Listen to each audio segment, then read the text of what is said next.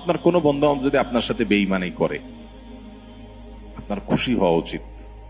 খুশি হওয়া উচিত। কেন খুশি হবেন? বেঈমানি করলে আবার খুশি হবেন কেন? খুশি হবেন এই জন্য যে আলহামদুলিল্লাহ একটা জায়গায় ছিলাম এতদিন, আল্লাহ আমাকে জায়গাটা চিনিয়ে দিস। ও যদি বেঈমানিটা এখন না করতো, আমারে আরো কিছুদিন ভাড়াইয়া তারপরে করতো, আমি আরো বেশি ক্ষতিগ্রস্ত হইতাম। আল্লাহর শুকর, আলহামদুলিল্লাহ আমি যে জায়গায় সময় ব্যয় করছি, এরকম জিগরি দোস্ত বানায় রাখছি, ও আসলে কালসাপ, এটা আল্লাহ তাআলা আমার জানাই দিছে। আলহামদুলিল্লাহ, আমি খুশি হয়ে যাব। নেগেটিভ জিনিসটাকেও পজিটিভ ভাবে আমরা দেখতে পারি। যত হতাশা আছে, এই হতাশা দূর বেশিরভাগ ক্ষেত্রে হয়ে যাবে শুধু মেন্টালিটি পরিবর্তন করলে। আল্লাহ আমাদেরকে সেই তৌফিক দান করুন। আমাদের কিচ্ছু নাই, ঘরে অল্প স্বল্প আছে, আমরা যার আছে তার সাথে তুলনা করবো না। আমার যা আছে তা নিয়ে অনেক হ্যাপি, আলহামদুলিল্লাহ। আল্লাহ আমার ছেলে মেয়ে সুস্থ রাখছেন, ক্যান্সার দেন নাই, বড় কোনো ব্যাধি দেন না, আল্লাহ শুকর।